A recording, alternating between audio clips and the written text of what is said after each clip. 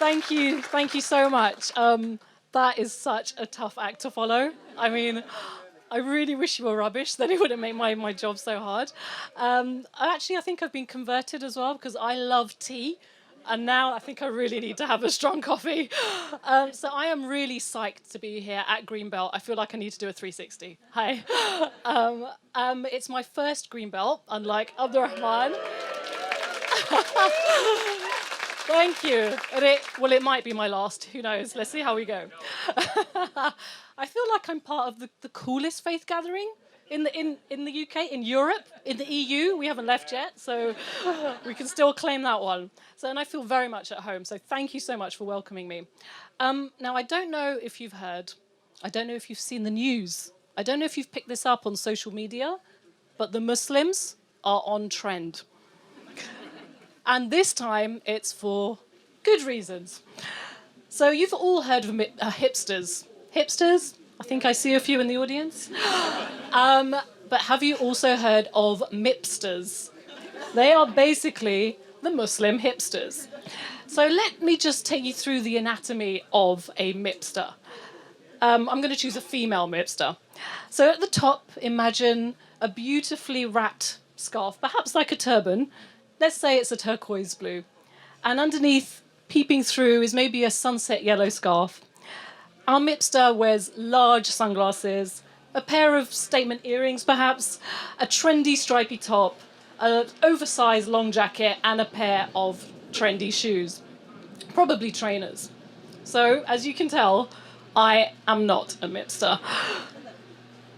So, where have the mipsters come from? Who are they? Why are they interested in fashion? And why should we be interested in them? Mipsters are cool, young, trendy, urban, beautiful creatures. Mipsters, in addition to being trendy and cool, also have a very, very vital aspect to them.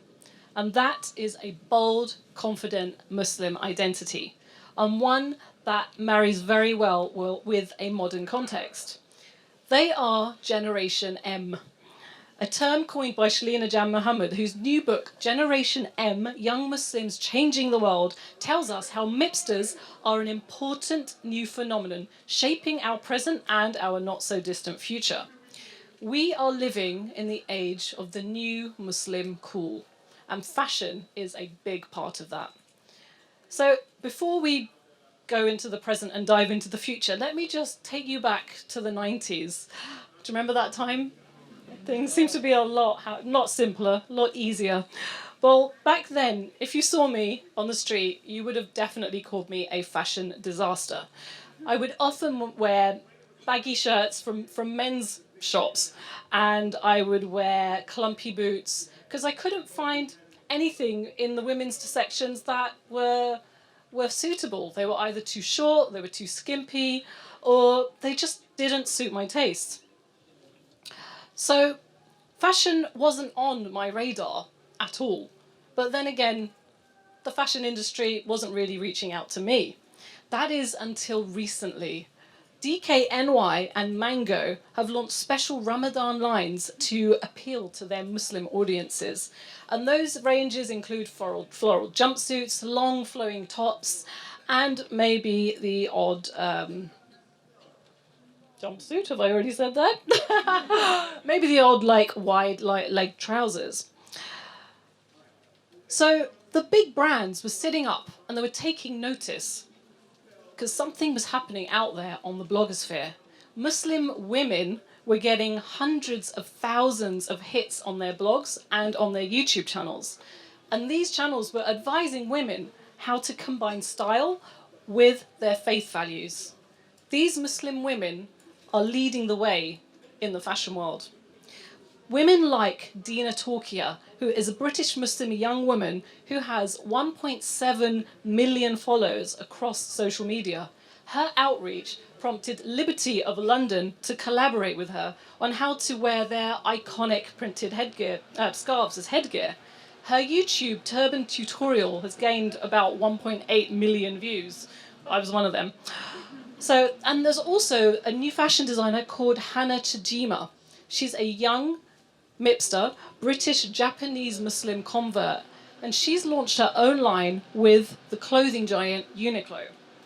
And then, did anyone hear about the first hijabi model for H&M? Ah, you did. You're online.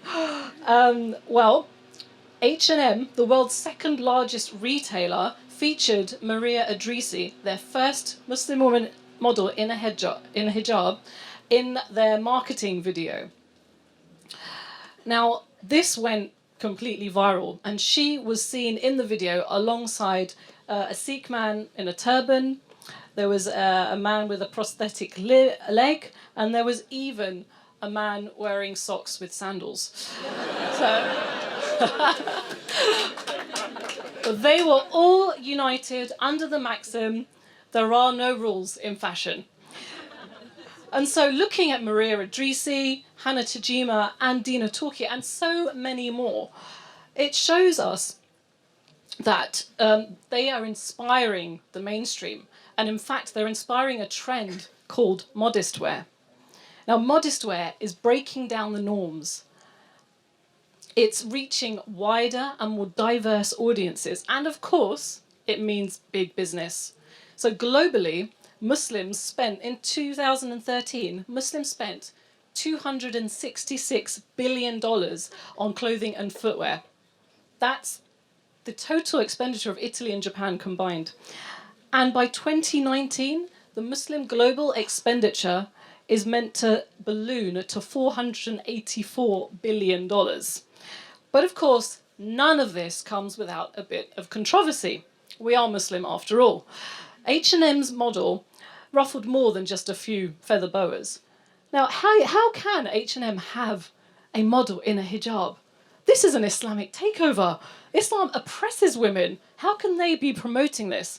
These were all the questions that were going around. And of course, even Muslims were questioning it too. There was consternation from some Muslims saying, why should she be flaunting herself in public? And is the hijab a fashion statement, or is it meant to be a sign of religious devotion? These are all debates that are ongoing. And let's not even get into Burkini-gate. Well, actually, let's. A bikini is a very bizarre word that combines burqa and bikini, two completely opposing factors. And it is, in fact, a full-body wetsuit with a detachable hood. No big deal, right? Oh, no, it's the most politically loaded swimsuit that you will ever come across. Now, the burkini, as you have heard recently, has been banned in French coastal resorts. They are thinking about overturning the ban, which is good news, but apparently some of the mayors are going to ignore that. So there is a difficulty there because it seems that the burkini is against French values of freedom and liberty. The irony is killing me. Even the French fashion mogul Pierre Berger was having palpitations that Islamic dress was going mainstream. He said that designers are there to make women more beautiful, to give them freedom, not to collaborate with this dictatorship. Really? I think Muslim women and women everywhere do not want to be patronized. You can be beautiful and wear a bit more material at the same time. And guess what? The burkini sales have gone sky high, and a large customer base is actually non-Muslim. Yep, so the same applies to modest wear. Christian women, Jewish women, women of all backgrounds actually want to look stylish and cover up a little bit more, and they're going for clothes that offer them both. Fashion is inclusive. It can reflect faith, culture, identity. It can be empowering. It's a form of self-expression. Now, I want to just highlight a saying that we have in the Islamic tradition. The Prophet Muhammad said that God is beautiful and loves beauty. This saying was in the context of looking good, smelling good, and feeling good. Islam actually encourages us to, take a bit of pride in our appearance, look a bit presentable. But the way that Muslim women dress is always going to be a source of public debate. The politics that this thing on my head can provoke is overwhelming. So to see Muslim women leading the way on this to get more choice, more diversity in the fashion industry is really inspiring. And I come back to Mipsters and why I'm so happy to see them exist. They are not your typical victimized Muslims who don't feel the freedoms of self-expression. Even though they are riddled with challenges, even though it's really complicated to be a young Muslim in today's world, even though they live in uncertain times, they ultimately believe in themselves, in their faith, and in their fashion. They give me hope in a bold and brighter future, which they are shaping with flair and confidence. God is beautiful and loves beauty, and you have been a beautiful audience. Thank you so much for listening.